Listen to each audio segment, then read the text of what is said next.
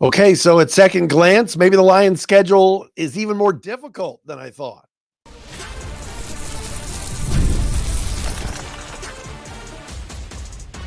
You are Locked On Lions, your daily Detroit Lions podcast. Part of the Locked On Podcast Network, your team every day. We are here, everybody, on a Thursday edition of Locked On Lions, right here on the Locked On Podcast Network, your team every day. Today is Thursday, May 15th, and a Friday, May 16th. My name is Matt Derry. Thanks for joining us. Thanks for being here, checking us out wherever you get your podcasts, whether it be on our Locked On Lions YouTube channel or you're listening on the Odyssey app. Maybe you're listening on Spotify or Apple Podcasts. Thank you for doing that. We are here to recap the schedule. Once again, we were with you last night and gave you an instant reaction to the 2025 NFL schedule coming out. That includes, of course, going game by game on all the Lions games last night, just giving you some snippets. I'm not ready to give you a prediction yet and go, oh yeah, 13-4. Oh yeah, 11-6. Not there yet. But what I can tell you is I have more thoughts on what we saw from last night. And a lot of them are pretty negative. This road schedule is historically difficult and hard. So we're going to get into that coming up momentarily. Also, a bit of a surprise today as far as where the Lions are going with the backup safety plan. We will inform you on what was said today down at rookie minicamp. We'll do that momentarily here on Locked On Lions, or I should say OTAs are going on right now, off-season team activities. Some Caleb Williams news, very, very interesting, coming out from a new book at ESPN.com. It didn't sound like Caleb Williams was real happy in Chicago last year, just being in Chicago. This is going to be a lot of chatter the next few months in the Windy City about their quarterback. And we have a brand spanking new call of the day. If you want to be our call of the day, leave us a voicemail at speakpipe.com/Derry, D-E-R-Y, podcast page. But shout out to everydayers that are out there. Thank you to those of you that watch or listen to the podcast daily. Appreciate many of you. All right, here we go. We mentioned it last night. The Lions schedule, which is absolutely a gauntlet. It's brutal. It's difficult. But like I said last night on this very show, as we went really game by game, bring it on, right? To be the best, you got to beat the best. There have been some teams that have cruised through regular seasons, didn't play very top-notch competition, got to the postseason, and water found its level. It's happened in many sports. With this instance with the Lions, and we again, I'm repeating myself a little, but I got to go there. The Detroit Lions do not play one single road game at 1 o'clock on a Sunday. None. All of their road games, except for the last one at Chicago, because we don't know the game time yet for January 4th or possibly January 3rd. But the 8 road games we know about, all of them are primetime games. All of them are 4:25 or at night. It's unprecedented. And our friend Warren Sharp of Sharp Football put something out this morning about the Lions road schedule. And Warren tweeted out, the Lions schedule of road games is insane, in all caps, to start the season. At Green Bay, at Baltimore, at Cincinnati, at Kansas City, at Washington, and at Philadelphia. As Warren points out, every single one of those teams is expected to win over 9 games this year. Oh, boy. The Lions' strength of schedule for the road. Green Bay has the easiest road schedule. Lions have the very toughest. Bears are 31st. Now, thinking about this, the remainder of the Lions' road games, Rams are projected to win 9.5 games. Vikings, 8.5 games. And Bears, 8.5 games. Remember, the Lions last season were a perfect 8-0 on the road. But this year, it's going to be a little bit more difficult, having to play the likes of Philly and Washington back-to-back, Green Bay and Baltimore, 2 of the first 3 weeks, at Cincinnati, at Kansas City. I believe the Cincinnati-Kansas City double dip is back-to-back. And then going to Chicago, to Minnesota later in the year, and at the Rams. Every single road game of the 9 involves a team that either made the playoffs last year or is projected to make the playoffs this year or win over 8.5 games. This is historical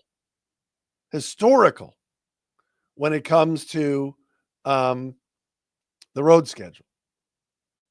Craziness, because it just happened to work out this way, where the Lions are having to play. And some of you are going to probably saying, well, how is this historical? Well, number one, the Lions are playing the NFC East and they're playing the AFC North.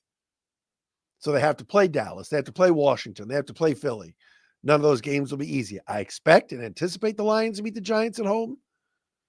And AFC North, as we know, has historically been the last couple decades, the best division in football. Baltimore Ravens are good every year. Cincinnati Bengals have a lot of talent. Pittsburgh every year is a winning record. The Browns have been the Browns, bad, but they've had some success recently. Just a couple of years ago, the Browns made the playoffs. 2 years ago, lost to the Texans. It was during the COVID year. Browns won a playoff game with Baker Mayfield at the helm in Pittsburgh against the Steelers. So it's wild. And I said it last night, and I'll say it again. You still have to play the games. You still got to play them. The Lions last year won a bunch of road games. There were games last year. The Lions went into Houston and had to play the Texans on Sunday Night Football. We're down big at the half, and you're like, look, it's over. Lions have no shot. Texans are attacking Jared Goff. They're destroying him. Fumbles, interceptions. It's just not their night. And the Lions came back and won. The Lions have won the last 3 years at Lambeau Field when nobody thinks anybody can go into vaunted Green Bay and win, right? Lions went into Dallas last year. I know that wasn't your grandma's Cowboys, but absolutely poleaxed them and did so most of the game without Aiden Hutchinson. This time around, this is not going to be easy. Here's the other thing about the schedule, and this was pointed out to me by a friend of the program, the great Mike Vanderpool, and that is to end the season, the Lions will play Green Bay, Dallas, the Rams, Pittsburgh, Minnesota, and Chicago from November 27th to January 4th. The Lions will play 6 games to end the season in 32 days. 6 games in 32 days. Because they're playing on Thanksgiving, but then Dallas on a Thursday, Rams on a Sunday, Pittsburgh Sunday, Thanksgiving. The end of the year is not going to be easy. Cramming in a lot of those games, 6 games in 32 days. Really, the only stretch of games where the Lions have a regular schedule is after the bye week, 4 straight Sunday games. Minnesota at home, Washington in week 10, at Philly, week 11, and home to the Giants.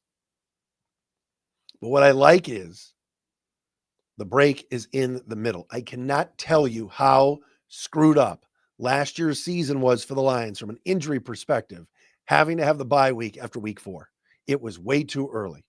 The Lions played 4 games, and then had 13 straight to play without a single rest.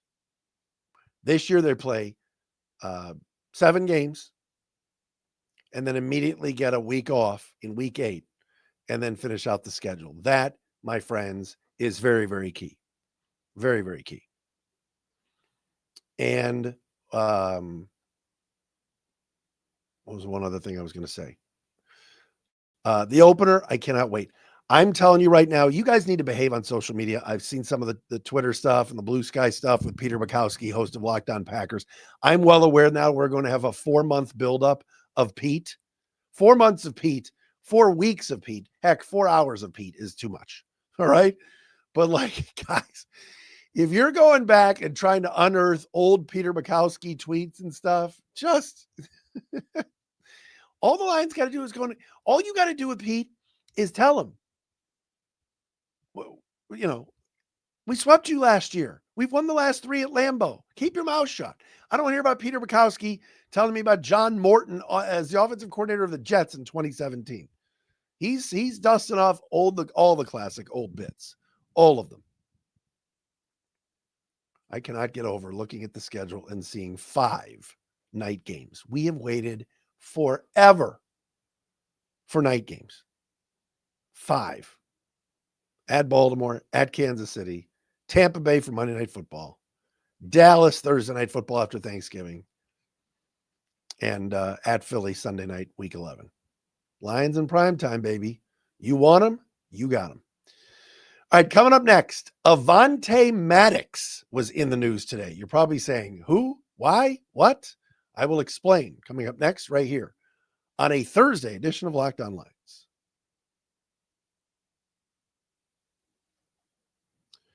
And of course, Locked On Lions today brought to you by our friends at FanDuel NBA playoffs going on right now. Every night, you got highlight-worthy performances, major momentum shifts, and can't miss moments. How about last night? Did we see the end of the Golden State Warriors era? Or are they running it back one more time?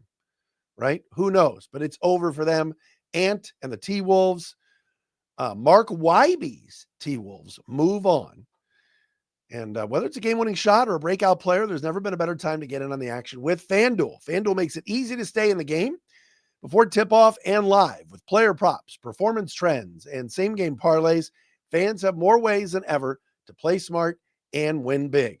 What would it look like to combine live prop bets mid-game based on how the action unfolds? Maybe you're out getting a bite to eat, or you're at work. You come home, and let's say Celtics, Knicks Game 6 is on. You can't bet on the game itself, but you can bet on so many in-game moments and prop bets mid-game and halftime lines and all that. It's phenomenal. FanDuel has you covered. You got to read on who's heating up. Why not back all that up with a same-game parlay? New to FanDuel? Well, perfect time to sign up then. Head to FanDuel.com, place your first $5 bet, and if it wins, you'll get $200 in bonus bets. Make every moment more with FanDuel, official sports betting partner of the NBA.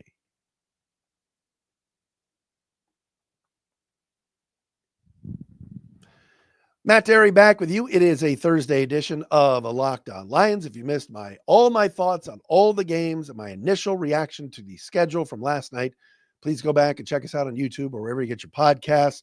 May sprinkle in a guest tomorrow. We are working on that as well right here on this that'll be a Friday edition tomorrow of a Locked On Lions. OTA is going on right now in Allen Park.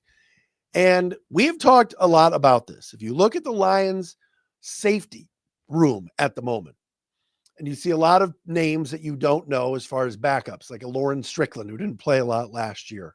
The young 7th round pick, Dan Jackson from Georgia, who was a walk-on when he started as a Bulldog and became a starter. He could be an option as a backup safety. You got two of the best safeties, if not the best safety combination in the league, in Kirby Joseph and Brian Branch. All right. If there's one thing we know about the Lions, is that those two guys come to play. Ball hawks, hitting people. Branch is the best tackler, one of the best tackling safeties I've ever seen. And I know he's only been in the league 2 years, but Brian Branch is a star. He's incredibly good. Then you got Kirby Joseph, led the league in interceptions. Ball hawk, like I said, right place, right time, perfect center fielder. What if, knock on wood somewhere, what if something happens to one of those guys this season? The Lions do not have a lot of depth behind them. 1 year ago, when Branch had to move to cornerback, or guys were missing series, whatever, Branch got suspended for a game. Ife Melifonwu, did Branch get suspended or just fined? Maybe Branch missed a game due to injury. Ife Melifonwu stepped in, and that was as good a number 3 safety as you would find in the league. Very good blitzer, veteran player. Well, Ife's gone. He signed a 1-year deal with the Miami Dolphins. Today, the defensive assistant coaches spoke to the media. They were made available by the great Eamon Reynolds and Solly and everybody in the Lions media relations department. By the way, speaking of the Lions, their video department and their creative team is great. Okay, don't get me wrong, but here it comes. Last night's schedule reveal video on social media, I didn't like it. I didn't think it was good. That's the second straight year I've complained about it. Last year it was the guys from the TV show, the Detroiters, whatever, which I didn't find funny. And this year's one with the drone flying through the city and you saw the city sights and you saw the train station and other stuff. I thought it was mediocre. I thought it was just okay. The Colts, by the way, got in big trouble for theirs. They were trolling players and had to have it removed. It's pretty funny. Anyway, Lions safeties coach Jim O'Neill met with the media today and said that defensive back Avonte Maddox will play more of a safety role this season for Detroit. Now, Maddox, of course, longtime corner / safety, but more of a corner and more of a nickel corner in Philly, is a Detroit guy, went to Detroit King High School, or Detroit MLK High School, got a Lions logo tattooed on his left arm. Heck, he's got a Red Wing wheel on his right arm. He's a Detroit guy. Avonte Maddox has been a guy that for the last few years in Philly has been a bit player, kind of a veteran, great in the locker room type, but you don't want him playing too many snaps. He started the year last year as a starting corner for Philly when they had injuries and rookies, then lost his job. But interesting today that Jim O'Neill said that Maddox will be a safety with the Lions. So sometimes if we're sitting here going, all right, who's going to be the third safety? What happens if somebody gets hurt? I like this move. I think Avonte Maddox at his age and with his wheels maybe would be better equipped to be playing that spot. And maybe a rookie like a Dan Jackson isn't ready. Maybe a second-year player like Lauren Strickland, who last year had a fantastic training camp and preseason, but didn't play a lot in the regular season, kind of a little undersized. Maybe he's not ready yet for the rigors of an NFL season, if, again, something were to happen to Branch or Kirby. So moving Avonte Maddox to the safety spot, I think is a positive. You want to have veterans out there. You can win with young players. Look, Green Bay, I think, had the youngest roster in the league last year. That was a good football team. Won a lot of games, right? Made the playoffs. But the Lions have a good young nucleus, but you also got to have veteran players. And you also have veteran players that want to be coached. The Lions have become a destination spot because of the coaching. And because some of these guys want to come to Detroit. I don't care about the weather. I don't care about the narratives about the city. Players want to come play here. And so Avonte Maddox, who wants to be here and obviously is from here, is going to get a shot to be the third safety if the Lions are in need of having a third safety out there due to injury or whatever else. So keep an eye on that. All right, some news out of Chicago today. And quite frankly, as you guys know, with my thoughts on the Chicago Bears, touchdown Bears, everybody's crowning this team, right? The offseason champs every year. Bears are great. Bears are awesome, blah, blah, blah, right? The Chicago Bears are going to unseat the Lions. And give me a break. I'm not buying it, and you're not buying it either, all right? Got a better roster. Upgraded the offensive line, which they needed to do. Have a lot of weapons for their quarterback, Caleb Williams. But this came out today at ESPN.com in a book written by Seth Wickersham, who also writes for ESPN.com. Caleb Williams sought a way to not get drafted by the Bears number 1 last year. According to excerpts from the book, what's the name of the book? American Kings, a biography of the quarterback. The author, Seth Wickersham, spoke with Caleb Williams' father, Carl Williams, who was on the record in the book saying, quote, Chicago is the place quarterbacks go to die. Caleb Williams wondered aloud to confidants, quote, do I want to go there? I don't think I can do it with Shane Waldron. End quote. Now, again, Waldron was fired midseason last year as Bears offensive coordinator. But according to this book, Williams and his family weighed circumventing the entire draft, even consulted with lawyers to figure out a way around the league's collective bargaining agreement, and even considered signing with the United Football League because Caleb Williams badly did not want to be a part of the Bears organization and knew that he was going to be drafted number 1 by Chicago. This is a book that's written in detail accounts of what it means to be a quarterback at various levels, everything else. Carl Williams, again, Caleb's dad, went to great lengths to try to circumvent the NFL draft. As Wickersham writes in the books, in the book, wanting to give his son an opportunity to choose his future employer.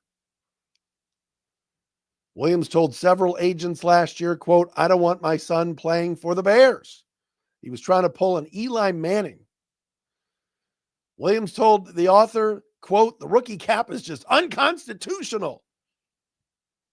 The collective bargaining agreement is, quote, the worst piece of S I've ever read. It's the worst in sports history," end quote. Wow, what a peach. What a peach this Carl Williams is. And look, I'm a dad, okay? I want what's best for my kids too. But the Bears have a new regime. Benedict Johnson's there. I get all of that. But if Caleb Williams struggles out of the gate, or if Caleb Williams struggles in any home game, and these fans now know, because this book is going to get publicized, that Caleb Williams did not, at least originally, want to be in Chicago, look out. I love this. I love this for the Lions. And there's no guarantee that this guy is going to be the second coming of John Elway or Y.A. Tittle. All right? He had his moments last year. There were some times against the Lions he played very well, including on Thanksgiving when he started to heat up in that second half before, of course, the choke job at the end. And he'll be better coached by Ben Johnson this year. But man, his father going to lengths to avoid the Bears is a story that's not going to go away at all. All right, call of the day coming up next. This one's feisty. If you want to be our call of the day, go to speakpipe.com/dairy podcast page.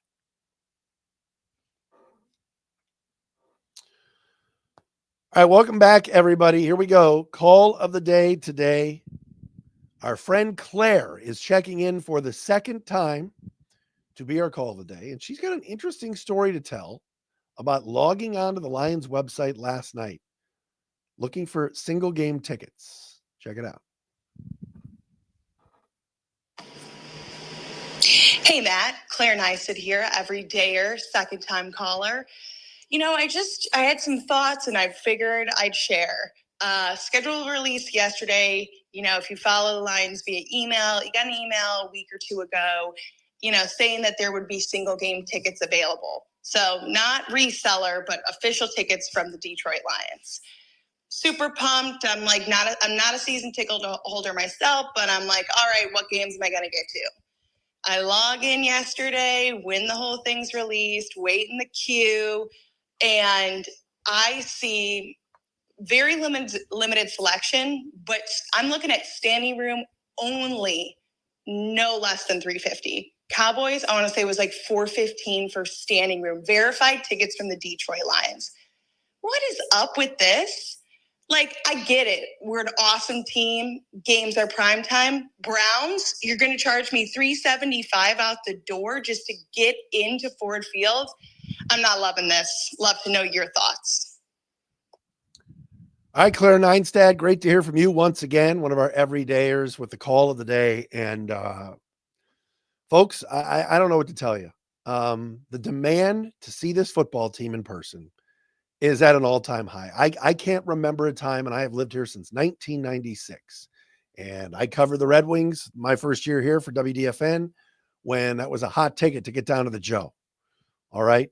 The Tiger runs with Jim Leland, the Piston runs where I was a part of the broadcast for 12 years, the Going to Work Championship 04 team. And what a hot commodity those tickets were just to get up to the Palace and 6 championship drive. This is unprecedented. $375 for standing room for the Cowboy game. $300, which is what I saw today on the Gametime app. We love our friends at Gametime. For Lions Browns for standing room is insane. That's on the secondary market. I will do some research, Claire, for tomorrow and find out what went on inside the Lions ticket office with, like you said, I got the same email Claire did. Be there 8:00, be in the queue, log in and get your tickets. I'm assuming those were through Ticketmaster, but now, yes, looking for tickets for the Lions on any of the secondary market sites, including our friends at Gametime. And if you haven't downloaded the Gametime app, you should. Let's see where we're doing. I'm going to do this live right now. I'm not live, but you know what I mean. All right, I'm going on the Gametime app, folks. Check out Gametime. We love Gametime. To see your Detroit Lions. Let's just have a little fun here, shall we? Honolulu Blue and Silver Gladiators. Bears Lions. Let's pick the lowest game. What would we say? Browns is the worst game, maybe, of the home games. Yeah, Browns is the lowest. Right now, on the Gametime app. Okay, love the Gametime app. The lowest ticket is upper level end zone, not a standing room, but actually seated, $288. And if I pick one ticket, which you can do on the Gametime app, see what I'm doing for Gametime? Single ticket, go back to 288. All right, press the button. They give you the fee up front. That will, that will be $288 total. $288. But $375 for standing room for the Cowboys is unacceptable. And quite honestly, last row of the upper bowl for $300 to see the Browns is outrageous. But again, you guys all go. You guys all want to go. I'm with Claire. I think it's gross. I hate it. I don't like how the Lions have handled some of the season ticket holders. We've been through this ad nauseum. But last night, your chance to get in, you get the email from the team. So you figure you've got an in for single game tickets, which you'd figure, hey, it's a rat race. It's 8 o'clock. You log in. Maybe you grab some good ones. And the rest of the ones you end up not getting, you're going to have to pay secondary market prices. But last night for Claire to see $375 for standing room for Dallas is ludicrous. Ludicrous. The home opener, if I take a look at this very quickly, which is going to be a hot ticket because, of course, it's the Bears and it's the first game back. Lowest ticket price right now is $368 on Gametime. Packers for Thanksgiving, $409.